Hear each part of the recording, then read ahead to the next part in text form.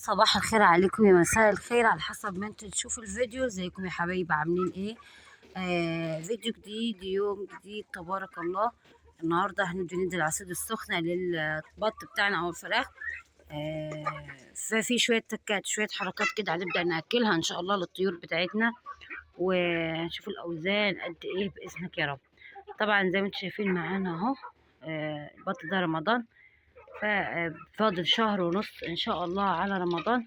فان شاء الله هيجيب معانا لو انا بدات ان انا ادي اكل وعلف وعصيد سخنه، وببدا ان انا ادي علف. بسم الله ما شاء الله، اللهم صل على النبي، هيبقى حلو وجميل، والاوزان برضو هتبقى حلوه. كنت عايزه اقول لكم على حاجه يا حبايبي. اللهم صل على سيدنا محمد. طبعا ناس كتير بتقول لي العصيد السخن عباره عن ايه، قولي لنا ايه الوصفه او ايه الخلطه اللي انت بتبداي تعمليها بقى للفراخ.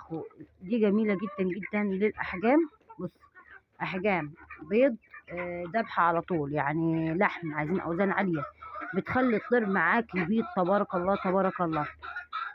الوصفه بتاعتنا العصيد السخنه هي عباره عن ايه، عصيد صعيدي. بسم الله تبارك الله. الاوزان زي ما انتم شايفين معانا. الميزان بتاعي بس بايظ، كنت جيت وزنت لكم الفراخ الكبيره العتاجه دي تعدي 2.5 3. تمام. وبلدي ده يا جماعه بلدي حر، يعني مش مشعر ولا هجين ولا اي سلاله من السلاله التانية، لا ده بلدي. تمام. فبسم الله بسم الله ما شاء الله، لا حول ولا قوه الا بالله. نبدأ بقى نتكلم بقى على العصيد عشان بس الفيديو ما يطولش معانا. العصيد يا جماعة عبارة عن بنجيب نجيب حلة زي الحلة اللي هناك دي، زي ما انت شايفة معانا، زي الحلة اللي هناك دي، نجيبها ونحط فيها شوية مية. عندك لقمتين ناشفين أو باقي الصينية حطيه فيه. تمام.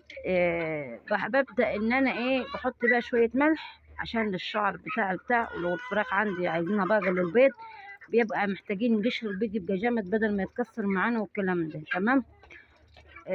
بودرة البلاط يا جماعة، بودرة البلاط، تروحي عند أي حد تقولي أنا عايزة بودرة بلاط. أنا جايبة كيسة كده كبيرة يطلع 5 كيلو، ببدأ إن أنا أستخدمهم في كل حاجة، بحط رشة في كل حاجة تبارك الله، بعمل رشة يعني وكده. بسم الله ما شاء الله. انتبه معايا، ارجعي بقى الفيديوهات بتاعتي هتلاقي الكتكوت عمر يوم سل ريش بسرعة، دي بتخلي الريش يسل بسرعة، وتخلي البيض تبارك الله بيبقى غليظ كده والقشرة بتاعته سميكة، حتى لو حبيت ترقدي منها. تمام. حلو الكلام، حلو الكلام. ايه بقى يا غالي، اللهم صل على سيدنا محمد عليه الصلاة والسلام. هنبدأ بقى نحطهم على البوتاجاز، وتحطي بقى لو ما فيش شوية دقيق بسيط، يعني مثلا هنة التفيل، عيش التفيل او السكر، هنة العيش، هنة الغربيل ده هنستفاد منها. انا ناخد منها رشة على البودرة مع مية مع شوية ملح، ونبدأ نحطهم يا جماعة، ونبدأ نجيب الردة. اول ما المية تغلي معايا نطفي عليها ونشتغل حريك حريك حريك حريك حريك حريك. ننزل الحاجة دي بعد ما نزلنا العصير تهدى معانا كده وتستكن والبخار هيطلع، نجيب شوية علفة كد صوت كده، صوت كده، مش هتلاقي حد يقول الكلام ده، صوت كده علفة، وتبدأي بقى تكبيه فيه، وتبقى الحاجة بسم الله تبارك الله، اللهم صل على النبي.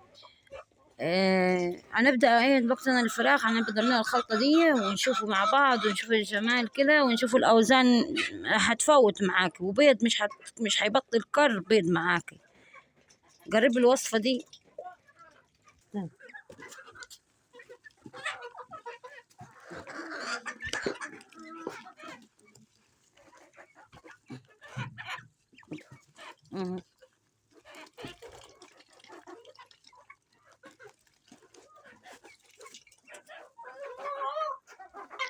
ورجعنا تاني ان شاء الله باذن الله. عملنا بقى الخلطه بتاعت البيض ومكونات الفراخ تبارك الله. جيت بقى زي ما شفتوا خلطنا حبايه برسيم على العلفه. جميل جدا عشان فيه بط، والبودره بقى عشان البط ما ياكلش في بعضه. وان شاء الله باذن الله تكون احنا استفدنا من الفيديو. وكومنت يا جماعه ولايك من عندك، قولي لي رايك في التربيه والسعيه، ورايك في فراخي في الشتاء، مش كمشنا ولا حاجه، غذي ودفي واتفرجي بقى على الطيور بتاعتك بتبقى بسم الله ما شاء الله. يا رب كده الفيديو يكون عجبك، وكومنتوا لايك من عندك، قولي لي رايك ايه في الفراخ. الفراخ البلدي يا جماعه الدافيانه ما تكمعش، ما تبقاش كمشانه، لا. يا رب كده تكوني استفدنا من الفيديو وحاجاتنا جميله، والسلام عليكم ورحمه الله وبركاته.